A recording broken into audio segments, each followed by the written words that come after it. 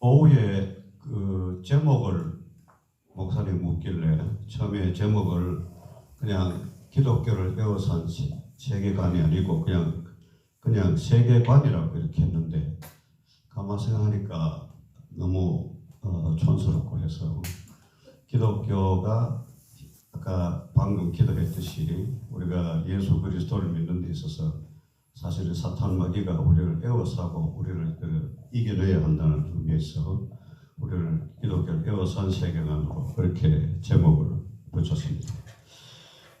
세계관이라니까 우리가 세계라는 것은 제가 KBS는 안 모집하는 EBS의 그 세계 기행 세계 테마 세계 기행 이걸 제일 잘 보는 겁니다. 그리고 또 보니까 세상에 이런 나쁜 게는 없다 이런 것도 있고 그래서 세계에 대해서 우리가 누구나 다 보는 게 듣고 하는 게 세상인데 여기서는 그 세계관이라는 것은 그게 세계상에 따라 행위가 동반될 때 그렇게 세계상이라고 그렇게 이야기가 됩니다. 그거는 슐라이머라는 사람이 발표를 했어요. 제가 오늘 말씀드릴 거는 전번에 마르크스주의 때 이야기했는 그 정소영 변호사의 그 충돌의 시대 거기서 발췌하고 그다음 책으로는 주 교재가 되는 게 충돌하는 세계관 거기서 충돌하는 세계관은 기독교 세계관을 가진 사람들을 육성함을 해서 어떻게 잘 대적하고 그런 걸 자꾸 가르치고 교육하는 그런 미국의 오래된 기관입니다. 거기서 나오는 책입니다. 다음 슬라이드. 자, 그 세계관이라는 것은 안경을 쓰고 보는 것 같습니다. 그래서 선글라스도 그냥 안경도 있고 저기 보는 것과 같이 이렇게 두 조각으로 된 안경도 있고 그렇습니다. 권사님 안경은 어떤 명품이시죠? 여기 여러 가지로 뭐 이런 명품이 있는데 테두리가 명품인 게 문제가 아니고 우리가 세계관을 보는 데 있어서는 어떤 안경을 써서 보면 세상이 달라집니다. 그래서 내 또 마음 상태에 따라서 달라지거든. 우리가 여길대 해수욕장에 가서 마음이 우울할 때는 아무리 파도가 치고 날씨가 좋아도 파도가 참 나를 더 괴롭게 하는구나 이런 식으로 이야기할 수 있겠죠. 그래서 세계관이라는 것은 세계사회에 대해서 행동이 수반될 때 그래서 앞으로 이야기하는 중요한 세계관은 그걸로 인해 가지고 인류가 멸망할 정도로 그렇게 타격을 주는 그런 세계관 또 아니면 우리의 정신을 혼미하게 하는 그런 세계관을 이야기하는 것입니다. 그래서 현대의 대표적인 세계관에는 그 마르크스주의 빨간 글로 되는 거 마르크스주의 또 세속적 인본주의 세계관 포스트 모더니즘 이게 가장 중요하고 그 다음에 뉴에이지라는 게 있는데 세계 빨간 글로 된 거 그거는 진화론에 기반합니다. 진화론은 우리가 어떤 알 수 없는 생명체가 시작이 되어가지고 인간이 되고 또 물질이 되고 이 세상이 이루어졌다. 거기서는 신적인 영적인 이야기는 하나도 없죠. 그리고 마르크스주의하고 세속주의는 무신론 또입니다. 그 다음에 포스트 모더니즘은 불가지론이라는 알 수가 없다는 그런 거죠. 우리가 원인을 알 수도 없고 또 이 포스트 모더니즘이 아주 지금 현세에 가장 중요한 우리 영향을 많이 끼치는 우리 사회에 영향을 끼치는 겁니다. 그리고 마르크스는 계급 투쟁에 의해서 그 다음에 또 기득권 해체 뭐 이런 게 있지만 이걸 세부적으로 이야기하는 거는 그 다음에 넘어가면 되니까요. 그 다음에 뉴에이지라는 게 있습니다. 이거는 소위 인도에 있는 그 다음에 여러 가지 사상에 의해 가지고 완전히 그 종교에서 뭐 부다라든지 그다음 요가라든지 이런 하는 사람들의 생각 또는 완전히 그 영적인으로 다른 생각을 영적이지만 다른 생각을 하는 유해지를 합니다. 그 외에는 책에는 분류가 없지만 이것은 위의 것은 서양적인 세계관이고 우리나라에서는 성리학이나 동양사상 우리가 유교적인 사상이 아직 남아있고 또 미신이라는 것도 있습니다. 그러나 이제 다음 슬라이드. 예, 그거는 이제 기독교 세계관의 우리의 가장 기본적인 세계관이죠. 그 다음에 또 하나 넘어가기 전에 아주 중요한 게 방금 나왔습니다만은 하나 더 엔터하고 이슬람입니다.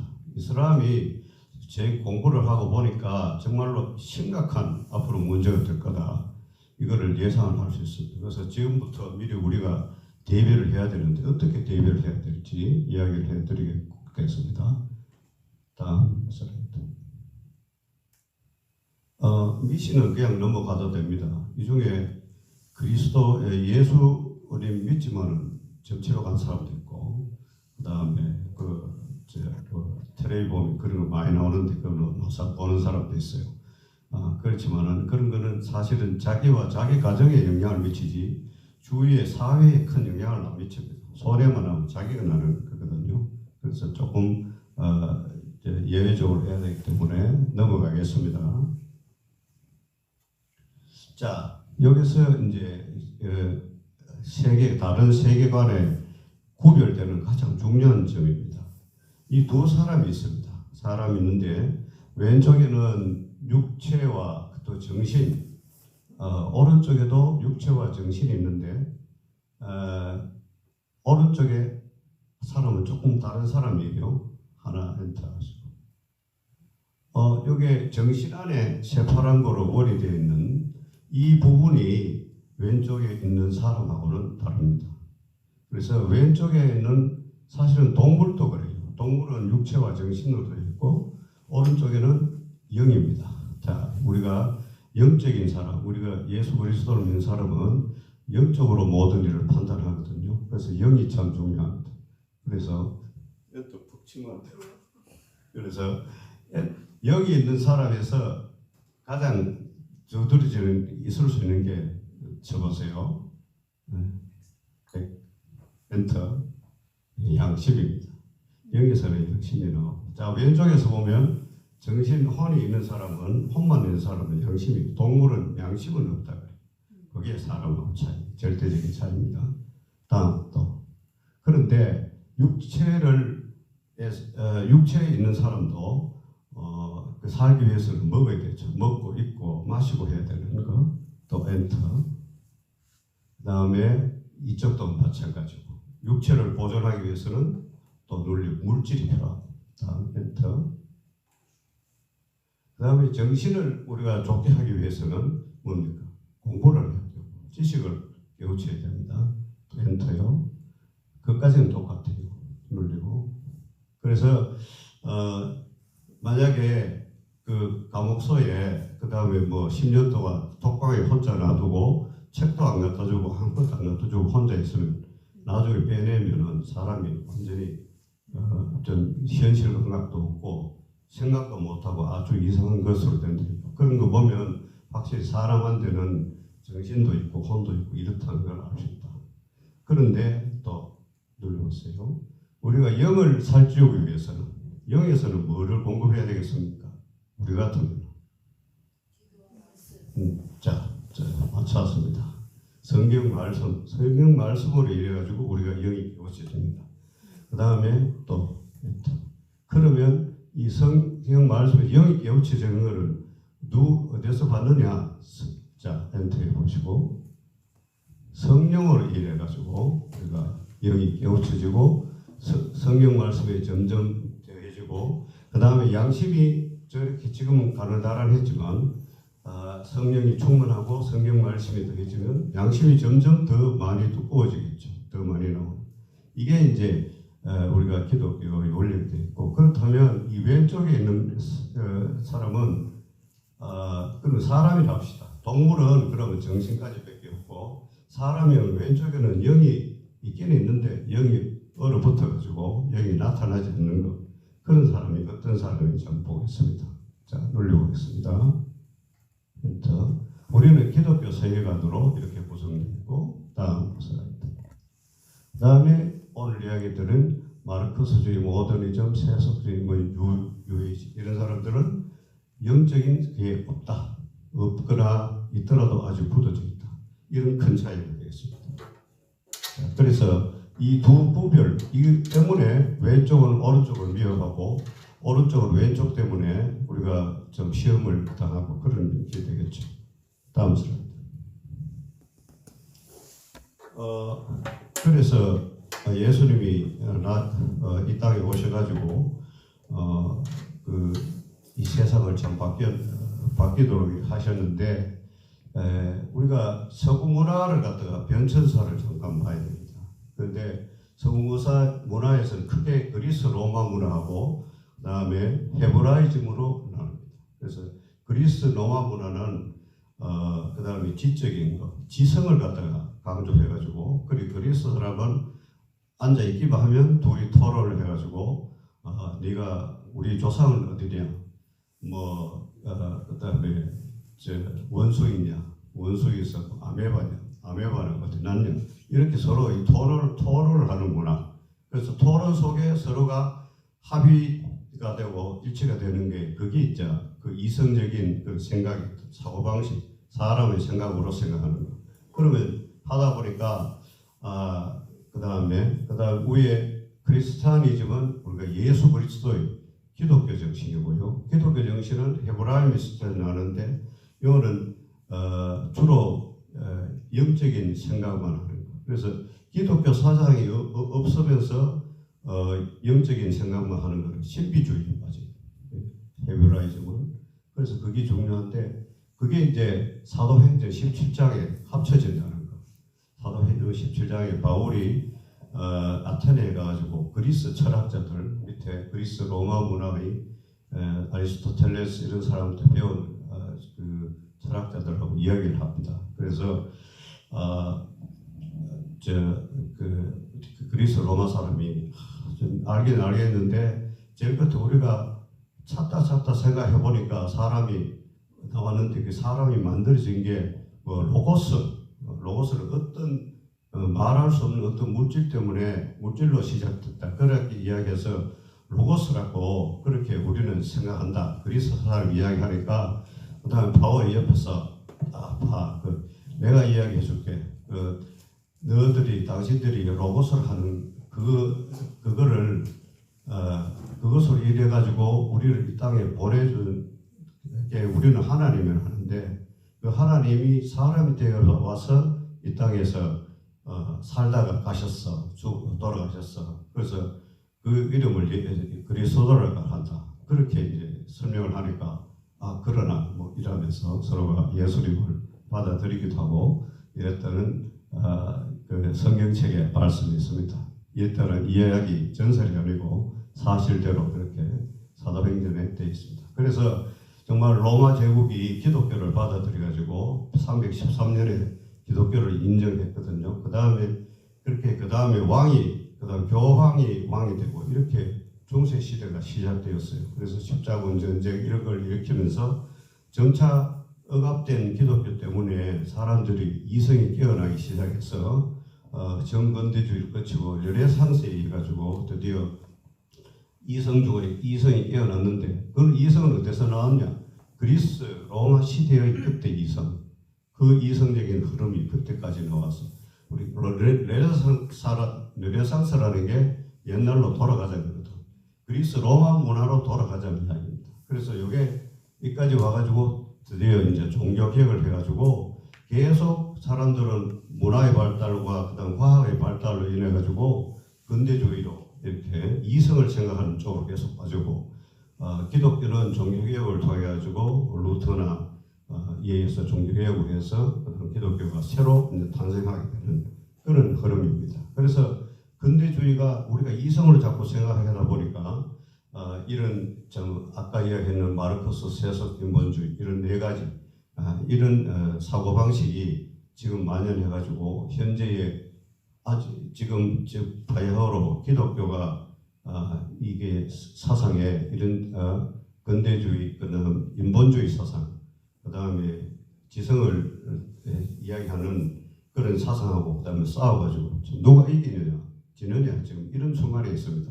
자, 그렇다면 마르크스주의, 세속주의, 인본주의는 마르크스주의는 벌써 망한 게 됐어요. 벌써 소련이나 소련의 멸망 얘기해가지고 망하게 됐는데 지금 마르크스주의가 아직 살아남았다. 그게 이제 신마르크스주의, 막시즘, 네오막시즘 이래가지고 지금 현재 우리 세상을 어지럽히고 있습니다. 거기에 대한 이야기입니다. 근데 여기서 이슬람이라고 이렇게 삼각형으로 이렇게 넓게 표시하는 게 정말 중요합니다. 이런 지성적인 생각과 그다음에 이거를 다 합쳐가지고 여기 대적에서 우리가 싸워도 아주 힘이 붙이는 게 이슬람 세계입니다. 그래서 우리가 지금 현재는 아까 얘기했던 쭉 이런 이 세계의 세상이 기독교주의를 다 에워싸고 우리를 멸하려고 한다. 그렇게 해서 제가 제목을 그렇게 기독교를 에워싼 그런 세계관이라고 그렇게 읽어보셨습니다. 요 도표는 어떤 총신대 어떤 교수님이 인터넷에 보니까 이 도표 만드는데 자기가 힘도 많이 쓰고 돈도 많이 들었다는데 무슨 말인지 모르겠어요. 뭐 내가 보니까 나도 만들겠던데, 근데 이 내용상으로 아주 중요한 이야기겠습니다. 다음 슬라이드. 그래서 우리가 기독교 세계관을 잠깐 리뷰를 해보겠습니다. 그러면 사람은 창조주 하나님이 자기의 그 다음에 형상을 담은 이미지를 그대로 부여한 새로운 피조물. 근데 동물과는 달리 영혼이 있습니다. 그리고 귀한 존재라는 것. 그 다음에 그렇게 존귀하고 멋있게 창조된 인간 세계에 왜 이리 문제가 많을까요? 선악과, 우리가 하나님이 금지한 선악과를 먹은 때문이죠. 그러면 어떻게 하느냐? 죄값을 치르고 하나님의 관계를 회복한다. 그래서 우리가 예수님의 피로 당시 우리가 죄값을 하는 것, 그렇게 함으로써 이 세상을 이겨나갈 수 있다는 그런 게 되겠습니다. 자, 이제 마르크스주의를 이야기하고 넘어가야 되는데 벌겋습니다. 붉은 사상들 한가운데 이 사람이 누구겠어요? 그야말로 마르크스, 본 마르크스. 1818년에 나서 1883년 정말 마침 손을 갖다가 이쪽에 품었는데 내가 아마 생각해 보니까 여기에 총이 들었어. 이 총으로 정말로 수억 사람을 죽인 그런 선이지 않겠냐. 이건 제 해석입니다. 이렇게 마르크스의 영향을 받은 사람이 크게 이제 네 그룹으로 나눠집니다. 레닌, 스탈린 왼쪽부터요. 그래서 레닌, 스탈린 시대에 그야말로 러시아에 이유 없이 6천만 명이나 죽었습니다. 그 다음에 김일성, 김정은에 이르는 우리 국가, 아직까지 남아있는 마르크스주의지만 이거는 지금 세습으로 바뀌어가지고 완전히 신정체제 신격화되고 그 다음에 그게 옳은 종교적인 그러니까 그런 유사성을 띠는 거고요. 그 다음에 모택동과 그 다음 시진핑 중간에 있습니다. 모택동 시진핑은 지금 현재의 중국의 대표죠. 그 다음에 제일 밑에 왼쪽에 이 사람이 누굴까요? 캄보디아. 캄보디아 드디어 여기도 한 200만이 죽었습니다. 그래서 참 이 마르크스주의는 사람을 죽이는 그런 겁니다. 마르크스는 이 가장 중요한 게 변증법이라는 게인데 물질 세계, 우리 이전부 다 물질로 눈에 보이는 물질로 보입니다. 아까 제일 처음 동그란 그 슬라이드에 영적인 걸 생각 안 하는 사람들, 모든 걸 다 영적인 걸 생각 안 하는 사람들의 지금 현재 참 작당입니다. 이거는 철학자들의 전부 다 노름이에요.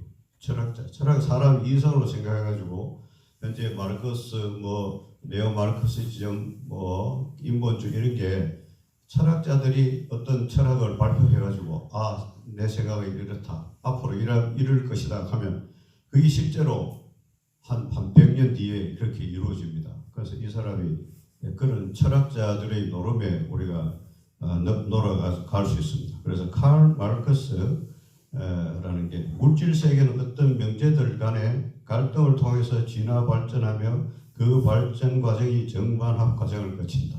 이 한두 번 읽어가지고 이해가 안 됩니다만은 어떤 서로 싸운다는 거죠. 싸워가지고 정반합이라는 것을 쉽게 이야기하면 지금 여당 야당이 있는데 여당 야당이 계속 싸우다가 그만 서로 지쳐가지고 막 하나로 된다. 그러면 이제 합해가지고 우리가 이제 서로 통합하자. 그걸 합쳤지 않습니까? 그럼 그 안에서 그 통합하는 게 끝나는 게 아니고 또 다시 외부의 다른 또 당이 들어와가지고 또 싸운다. 그래서 인간 세계는 끝없이 싸운다는 거예요. 끝없이 싸워서 깨지고 또 붙고 깨지고 붙고 이게 정반합입니다. 이 해결의 정반합의 원칙이고 그 다음에 두 번째로는 경제결정론인데 생산 수단을 소유한 부르주아 그 다음에 그렇지 못한 노동자 계보인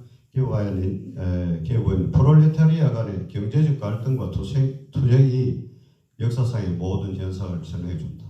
그래서 마르크스주의나 기타 전부 다 다른 주의에서는 서로의 갈등 이걸 중요하게 생각합니다. 압박받는 사람과 압박 주는 사람과 당하는 사람 이렇게 이분법으로 모든 세상을 나누는 거 그게 그렇게 생각하시면 이해하기 쉽습니다. 그래서 물질도는 경제라는 하부 구조가 인간의 의식이나 정치, 법률, 문화 등 상부 구조를 결정한다. 그래서 상부하고 하부 구조를 이제 알 수 있는 게 우리가 경제라는 게 해결되면 그 다음에 모든 게 다 해결될 수 있다는 그런 이야기가 되겠습니다. 그래서 마르크스주의는 인간이란 어떤 존재인가 진화하고 발전하는 그런 물질적인 존재이고 인간 세상의 문제는 왜 발생하느냐 기득권정과 경제적인 수단과 열배들을 독점하기 위해서 노동자 계급인 프롤레타리아를 억압하고 착취한다. 이 세상의 문제는 어떻게 해결하느냐 수단과 방법을 가리지 않고 이게 중요합니다. 않고 프롤레타리아 계급에 대한 억압과 착취를 해방시켜주는 것. 수단과 방법.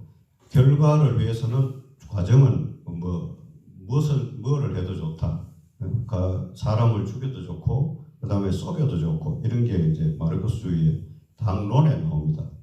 그래서 여기서 또 하나 명심해야 될 게 이 political correctness 해가지고 그냥 PC, 퍼스널 컴퓨터가 아니고 이거는 political correctness인데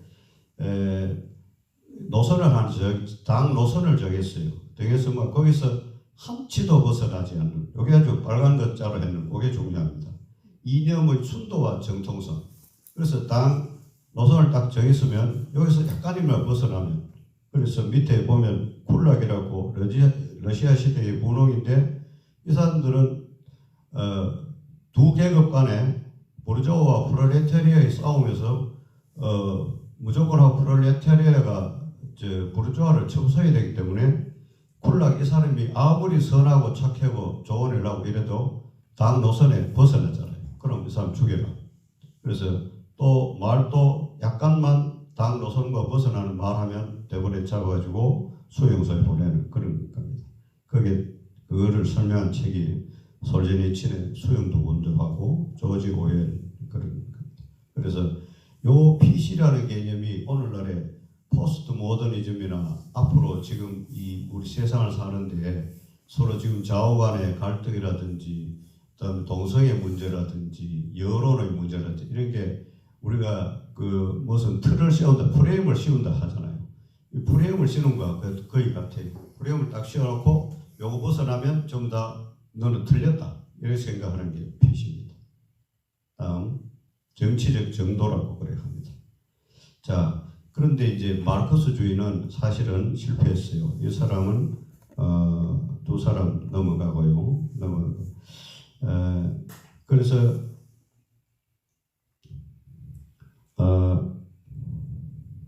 마르크스주의가 근데 실패를 했다고 해요. 왜 실패했냐? 노동자와 그 자본가의 그 다음에 노동자 계급의 혁명인데 노동자 계급이 혁명에서 대체 마르크스가 생각하기는 이것이 전 유럽을 거쳐가지고 세계를 갖다가 다 벌써 공산주의 하려고 생각을 했거든. 그 공산주의라는 거는 같이 일하고 같이 먹고 같이 사는 그런 참 이상적인 사회를 공산주의라고 합니다. 그래서 그렇게 하기를 생각을 했는데 그때 마르크스주의에서 시작할 때 1차 대전 때 보니까 그런 사상을 많이 주입했음에도 불구하고 사람들은 좀 더 나라를 위해서 싸우고 그때 벌써 노동자 혁명이 일어날 줄 알았는데 일어나지 않았어요. 1917년에 러시아 혁명이 일어나도 그때는 실제로 러시아 혁명을 쭉 주도를 했지만 그 이후에도 이 사람들이 이 러시아는 성공을 했지만 그 주변은 성공을 했지만 그 뒤로 잘 넘어가지를 못했어. 그래서 왜 넘어가지 못하느냐? 보니까 유럽이나 서유럽이나 이런 데는 건전한 가정이 있다. 건전한 가정과 이런 게 있기 때문에 넘어가지를 못한다는 것을 알고 이때부터는 마르크스주의의 오류를 시정하기 위해서 성윤리를 건드려야 되겠다. 건전한 가정을 파괴해야 되겠다는 게 그다음 키포인트가 됩니다. 그래서 오늘날 좀 더 그 동성애라든지 이 문제가 대두되는 것도 이때부터 사실 시작됐습니다. 그래서 결국 그게 서구 문명을 파괴해야 된다는 거. 그래서 이 마르크스주의는 경제적인 게 마르크스주의인데 그것을 문화적인 마르크스로 바꾸자. 이게 이제 신자익이고 네오막시즘이고 문화막시즘이랍니다. 그래서 지금 먹고 사는 문제가 아니고 서로의 사상의 문제다. 그거를 갖다가 마르크스식으로 이분법으로 나눠가지고 공격하는 게 그게 되겠습니다. 그래서 대표적으로 안토니오 그람시가 1923년에 이탈리아 그 공산당을 창실했는 사람인데 무솔리니한테 갇혀가지고 무솔리니는 전체주의니까 또 공산주의를 싫어해요. 그래서 갇혀가 그 안에서 책을 막 썼어요. 그래서 그람시가 이런 서구 문명의 성적인 윤리를 파괴함으로써 우리가 목적을 이룰 수 있다. 이런 생각을 했고 그 다음에 기에르기 루카치라는 헝가리의 그 다음에 문화장관을 했는데 애들 이때부터 벌써 이 사람이 활동을 한 게 1930몇 년, 40몇 년 이런 되는데 이때 유치원이나 애들한테 오늘날 우리가 지금 지난주에 그 강의하신 권사님 강의하신 그 내용대로 그런 식으로 애들한테 막 주고 했거든요. 그러니까 실패했죠. 뭐 그 부모들이 난리가 났죠. 그래서 그때는 금방 실패했는데 그 뒤로도 계속 이제 그 운동을 했다는 거. 그 다음에 에릭 프롬 우리가 정신과 그를 보면 에릭 프롬을 잘 아는데 이 사람은 무의식, 잠재의식, 우리가 잠재의식 속에서 어떤 성적인 욕구를 눌리가서 그렇다 이런 얘기가 이제 이 젠더 성적 해방과 젠더 정치의 창시자입니다. 젠더는 지난주에 또 설명을 들어서 하실 겁니다. 다음. 자, 그래서 이게 68혁명입니다. 왼쪽이 68혁명의 사진이고 68년도, 1968년도, 오른쪽이 그 다음에 69년도. 그래서 동성애뿐만 아니고 젠더 롤에 대해서 이제 이야기를 하게 된 겁니다. 다음 슬라이드. 다음. 68혁명이라는 것은 이후로 해가지고 이 성윤리가 많이 파괴되기 시작했습니다. 그래서 전 세계 좌파들이 자유평등연대를 원리로 국제연대를 했고요. 그 다음에 그 혁명적 사상을 받아들이고 또 미국에서는 그 다음에 스톤월 폭동이 있어가지고 이 게이드나 이런 사람은 과잉으로 진압을 하니까 거기에 대해서 이제 거기에 대해서 항의를 해가지고 저항을 해서 게이 리버레이션 프론트 이런 걸 설립하고 이때부터 70년대부터 본격적으로 성혁명이 일어나게 됩니다.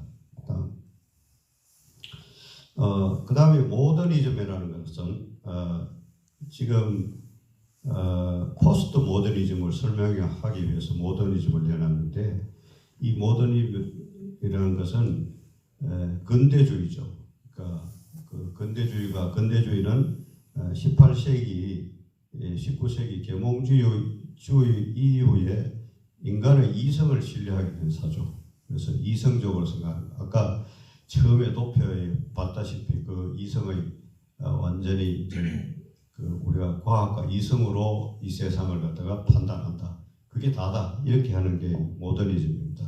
그래서 그래도 굉장히 합리적으로 이렇게 하려는 게 모더니즘인데 이제 건축에서 많이 나타나요. 우리 가우디라고 스페인의 그 건축가 여러분 아시죠? 이거 말고 유명한 건물이 많습니다만 이런 참 그래 보기에 아름다운 건물이 있는 반면에 다음 슬라이드. 포스트 모더니즘. 이 중간에 좀 희한한 건물이 있죠. 그래서 포스트 모더니즘이라는 거고 그 다음에 왼편에 리베스킨트의 온타리오 박물관. 사실 이런 서울에 가도 포스트 모더니즘 같은 이런 건축물이 있고요. 좀 이상하게 좀 별난의 특이하네 이런 거는 포스트 모더니즘이라 할 수 있습니다. 그래서 포스트 모더니즘이 뭐냐? 20세기 중반부터 21세기 이르는 오늘날 이 시대인데 근대를 넘어섰다. 근대 이후의 시대가 도래를 했다. 그래서 과학의 이성의 시대가 깨졌다. 사실 이제 건축을 봐도 이성적으로 짓는 거 아니잖아요. 뭐 딱 바른 거 아니잖아요. 그래서 과학의 이성의 시대가 깨졌고 이성과 과학으로 합리적인 추론을 위해서 객관적인 지식에 도달할 수 있다 하는 믿음이 깨졌다. 그래서 이성의 시대가 깨지고 그 다음에는 여기 포스트 모더니즘을 가장 뒷받침하는 사상이 있습니다. 그게 뭐냐? 다음 구조주의에 대해서 그 후기 구조주의라는 게 있습니다. 이게 다 이거는 언어학에서 시작된 건데 가령 남자와 여자면 남자면 힘이 세고 그 다음에 권위적이고 여자는 그 다음에 뭐 약하고 그 다음에 그러나 아름답고 복종하고 이런 걸로 우리가 생각 속에 남자 여자 하나님께서 창조도 그렇게 하셨지만 우리가 그렇게 생각을 하고 있는데 이 사람들은 단어의 의미를 깬단 말이죠. 남자와 여자가 그런 의미를 가진 거 우리 필요 없다. 그래서 경계선이 없어지죠. 여기서부터 이 트랜스젠더나 그다음 젠더 이론이 이어서 확립이 됩니다. 그래서 사회 구조적인 것 자체가 문제이기 때문에 구조 자체를 해체해야 된다. 단어의 대립 자체, 그 다음에 이거를 그러니까 선생님과 학생, 선생님의 학생 뭐 큰 의미 없다. 그 단어 자체 의미 없다. 그러니까 요새 학생인지 석생인지 선생님인지 구별을 못하는 세대. 이게 다 포스트 모더니즘 생각이라 생각하면 됩니다. 그 다음에 백인과 유색인종. 오히려 지금은 미국에 가도 백인이 차별받는 시대랍니다. 그래서 서로 좀 인종적인 차별 이런 거 서로 차별을 없앤다는 것이 문화적인 것이 극단에 가니까 지금 이런 현상이 나타납니다. 포스트 모더니즘에서 인간은 어떤 존재인가? 단일 하나의 정체성을 정할 수 없다. 이럴 때는 이렇고 저럴 때는 저렇고 상황에 따라 달라진다. 상대주의 또 상황주의 이런 데 따라서 그러니까 여기서 어떨 때는 내가 남자가 됐다가 어떨 때는 여자가 됐다가 이런 것도 다 포스트 모더니즘 생각 때문에 그렇다. 고도의 성적인 동물이고 진화하면서 여러 가지 다양한 관계 속에서 사회적인 구성이 불가하다. 어제 아침에 신문에 있던데 김태희의 아들인데 딸의 역할을 잘 한대요. 그래서 김태희가 이뻐도 애한테는 계속 이러면 되겠냐 하는 생각이 있습니다. 그래서 이제 학자한테 물어가지고 근데 애가 엄마 이야기는 김태희는 얘가 벌써 성정체성을 알아가지고 괜찮아요 이렇게 이야기하지만 불안하죠. 저런 애들이 계속 지금 남자인데 여자 역할을 쭉 하다가 성정체성이 벌이 안 되겠습니까? 그래서 이런 거 보니까 엄마의 욕심이나 사회적인 그런 분위기 때문에 애들을 정말 망치고 있는 것 같아요. 포스트 모더니즘에 왜 이리 문제가 많느냐? 고정된 것도 없고 절대적인 것 없고 객관적인 것도 없다. 관용 그러니까 내가 눈에 거슬려도 그냥 허용해야 된다는 그런 게 포스트 모더니즘입니다. 그래서 진리가 있다고 주장하는 종교는 참으로 억압적이다. 그래서 종교를 억압하는 거고요. 그래서 헛된 믿음을 야기시킨 사회 해결 방법은 뭐냐? 실용적인 해석적 대화를 서로 이야기를 하자. 그렇지만 이게 문제가 있잖아요. 끝이 없잖아요. 그래서 또 진리라는 것이 존재하지 않으니 서로 대화와 타협을 통해서 최적화된 선을 찾자. 이렇게 될 리가 없죠. 자, 다음에 세속적 인본주의는 물질적 인본주의, 인간중심입니다. 여기서는 자연주의, 물질주의, 과학주의인데 이 세상의 모든 현상은 자연의 범위 안에 있다 하는 게 자연주의고, 그 다음에 물질주의 것은 인간의 만족은 오직 물질에 의해만 달려 있다. 그래서 그다음에 그 만족이라도, 그다음에 정신적인 만족. 근데 부부 사이라도 선물을 안 주고 내가 당신 사랑해 그러면 그런 소용없다는 얘기지. 그러니까 물질을 반지도 받고 이렇게 해야 만족한다. 그런 좀 표현이 이상합니다만은, 과학주의는 과학을 갖다가 발전하면 인간이 뭔가 문제를 모든 걸 해결할 수 있다. 이런 과학주의. 그래서 이거는 실제로 계급 투쟁만 없지. 그래도 마르크스주의라고 이야기할 수 있고요. 다음 슬라이드. 그래서 인간과는 뭐냐? 초잔재고 초율적인 존재가 아니고 진화된 생명체다. 이게 진화론이죠. 인간 사이에 문제들은 왜 생길까요? 무지와 종교다. 이거는 자연주의, 물질주의 이런 사람들이 다 연구를 해가지고 우리가 인간을 이성으로 자꾸 개척을 하면 된다는 이야기거든요. 그렇기 때문에 우주가 종교고, 또 진화론에서 또 중요한 요소가 적자 생존이거든요. 센 놈만 살아남는다. 이런 적자, 이게 이제 세속적 인본주의고, 세속적 인본주의를 라고 표현할 수 있는 사람은 이런 사람들이 있습니다. 스키너, 리찬 도킨스. 여기 하나 우리가 알아야 될 것은 제일 밑에 마가렛 생워드, 넘어갔구나. 예, 마가렛 생워드. 이게 미국에서 지금 많이 이제 여잔데 불임 시술을 갖다가 아주 돈을 많이 들여가지고 재단이 커요. 그래서 불임 시술을 공개적으로 사람 모집을 하고 해서, 왜냐? 저 여자 생각은 인구가 너무 많다. 그러니까 출산을 줄여야 된다. 그런 생각이랍니다. 적자 생존의 개념이죠. 자, 그런 게 세속적 인본주의 대표라고 할 수 있겠습니다.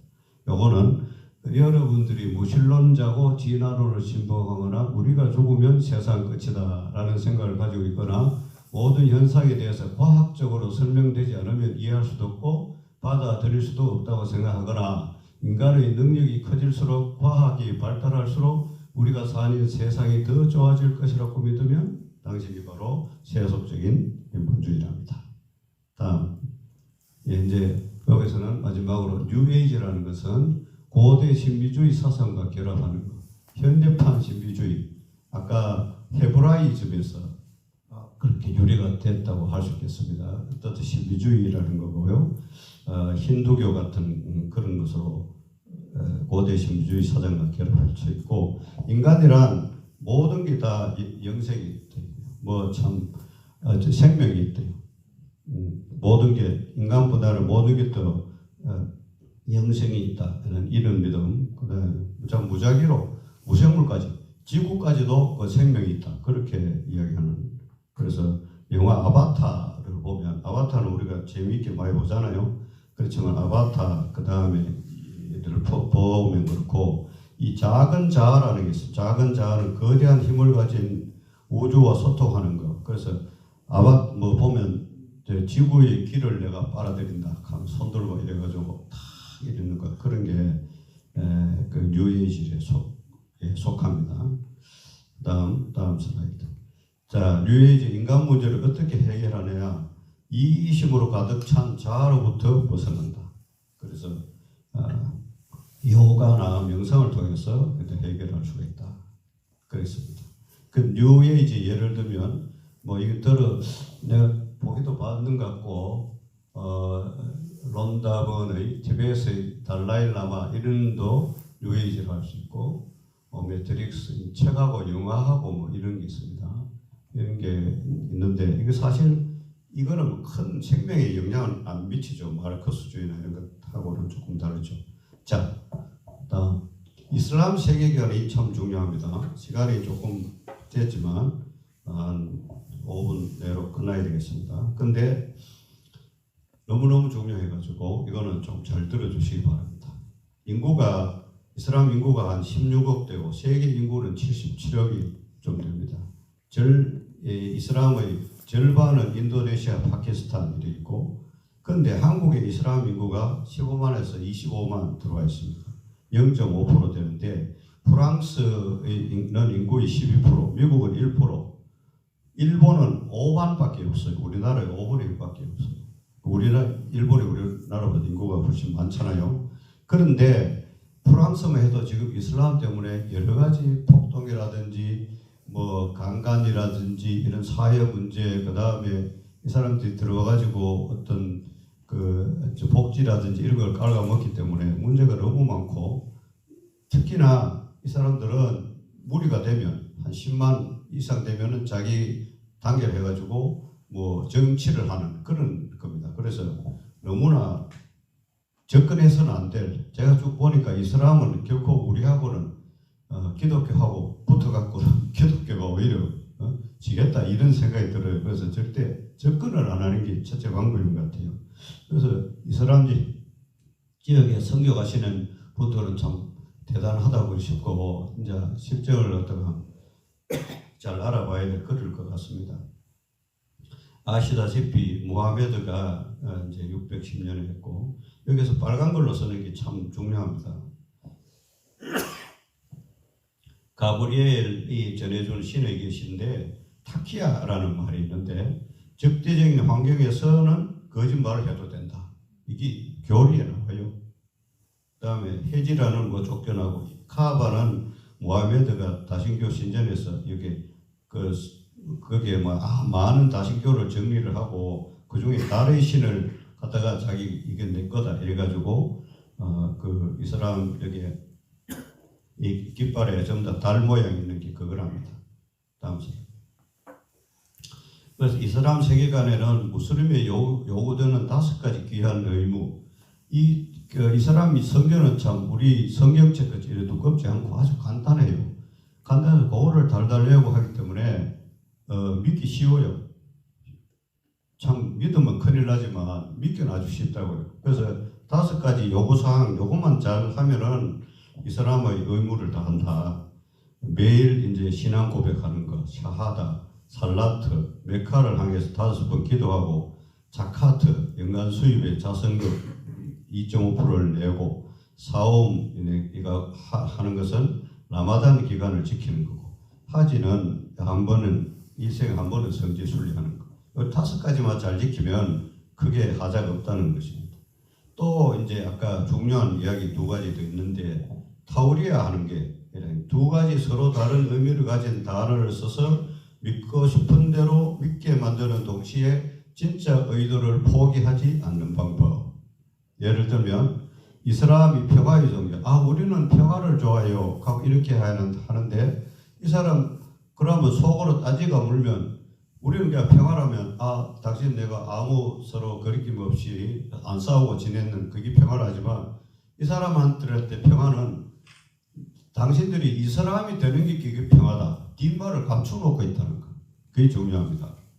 그래서 복종이 평화.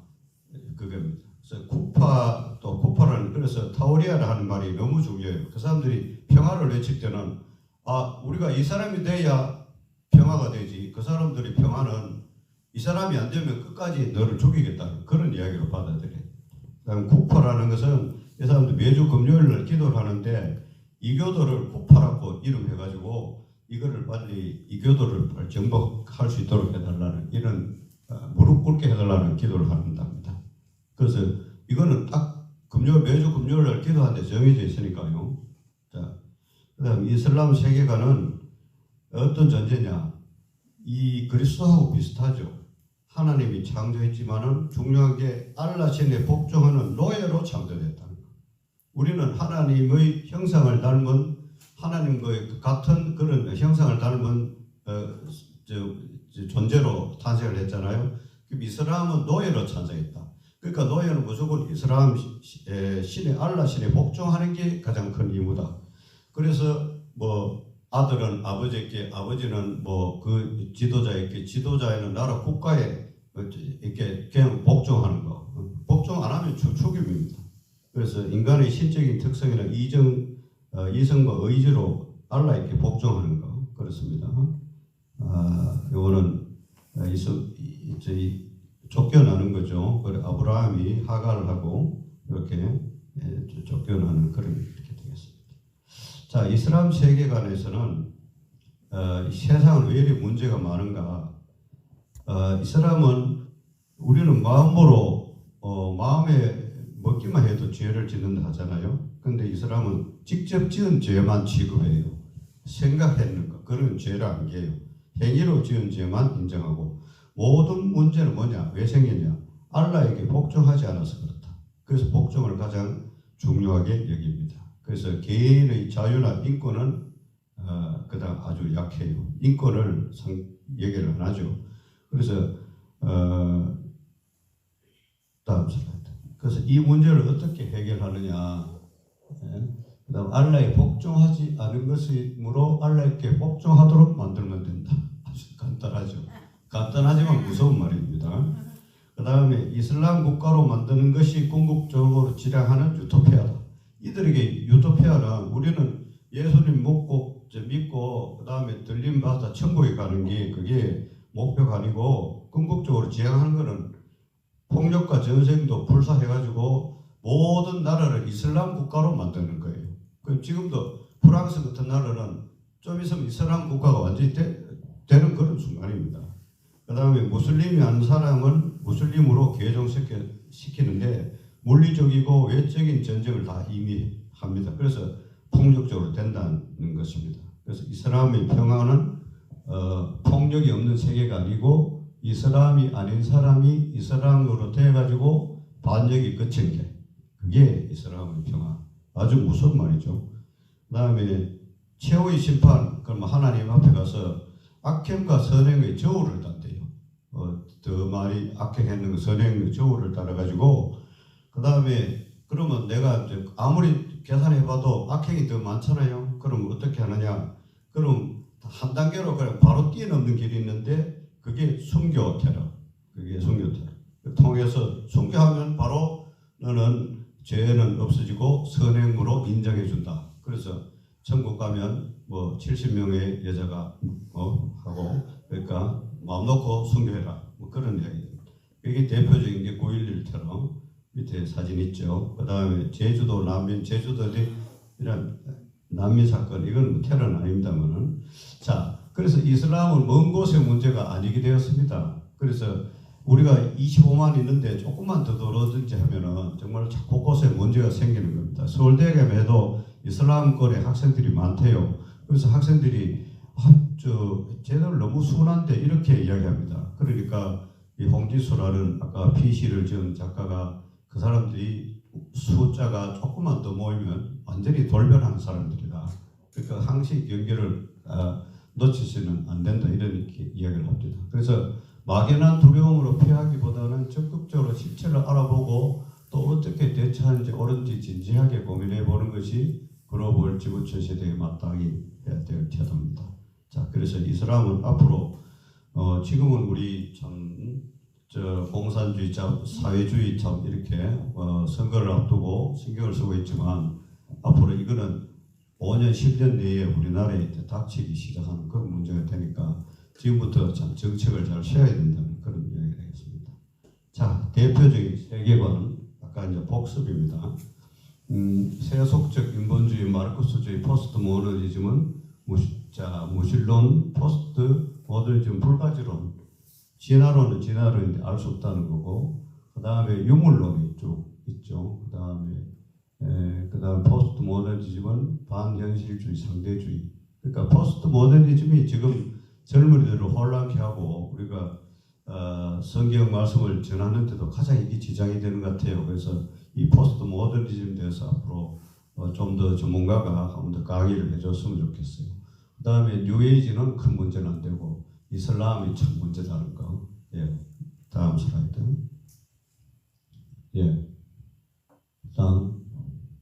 그래서 지구가 막 지지 다 갈라질라 해요. 그래서 한 번 더 슬라이드 엔터. 지구가 미쳤다 이렇게 제가 Earth is crazy 이렇게 내가 이 만들어집니다. 그 다음에 또 한 번 더 엔터 또 한 번 더 그래가지고 또 한 번 더 오 마이 갓 하고 이렇게 하나님께 기도를 해야 됩니다. 다음 슬라이드. 자, 그래서 마지막으로는 참 다음 주 우리가 수요일 날 좀 아주 중요한 선거를 앞두고 있는데 정규재 선생이 얼마 전에 인민과 그 다음에 국민이 어떤 것인가 요거를 10가지 사항을 갖다 이야기하기 때문에 요거를 좀 같이 하고 있겠습니다. 읽는 가운데 우리는 정말 자유 대한민국을 사랑하는 국민이어야 하고 정말 인민이 될 수 없다는 것을 이렇게 다 같이 읽도록 해봅시다. 1. 군중 군집한 사람들의 무정령적 집합체. 국민은 자유 독립적인 개인들의 집합체. 2. 무정령의 군중 에너지로 그 진로를 알 수 없는 분출. 국민은 스스로 권력 의지를 절제하는 자. 3. 권력의 집중과 통합을 원함. 3. 권력의 분산과 견제를 요구. 4. 노도와 같은 광장의 정치. 4. 선거를 통한 권력의 교체. 5. 인민의 직접적인 권력 의지를 관철시키려 함. 5. 전문가와 대의제를 통해 간접적인 통치를. 6. 선출된 권력의 무제한적 행사. 6. 삼권의 엄격한 분리. 7. 무소불위의 권력 요구. 7. 제한적 권력을 원함. 8. 속성이 민중이기에 무차별 복지를 원함. 8. 필요한 자에게 충분히 주는 선별복지. 이렇게 차 있습니다. 다음 두 가지 되어 있습니다. 9. 현대의 광장 정치가 만들어진 헌법상의 경제민주화를 요구한다. 그러나 국민은 헌법상 119조 1항의 자유로운 각인의 자유와 합의를 요구한다. 우리는 자유가 중요합니다. 이승만 대통령이 가져다 준 우리 자유, 그게 중요합니다. 10. 아시아적이며 후진적, 과거자에 속하는 것이다. 10. 선진적이고 열려있는 세계를 향한 아시아적 특성을 버리고 보편적 개발된 사회로 나아가는 자가 되어야 됩니다. 다음에 마지막으로 11. 인민의제의 폭력적 행사를 민주화라고 함. 사회비 민주화인데 국민은 인민이 성숙해서 국민, 시민으로 돌아오는 것이 민주화입니다. 그래서 인민과 국민의 갈등, 현대인과 전통적인 사회에 속한 자들의 시대착오적인 대결이다. 인민과 국민은요. 한국인 스스로 인민이라는 어두운 늪지대를 벗어나 시민이라는 큰 바다로 나가야겠다. 좋은 글이어서 같이 나눴습니다. 자, 이상으로 세계관에 대해서 간략하게 말씀드렸습니다. 감사합니다.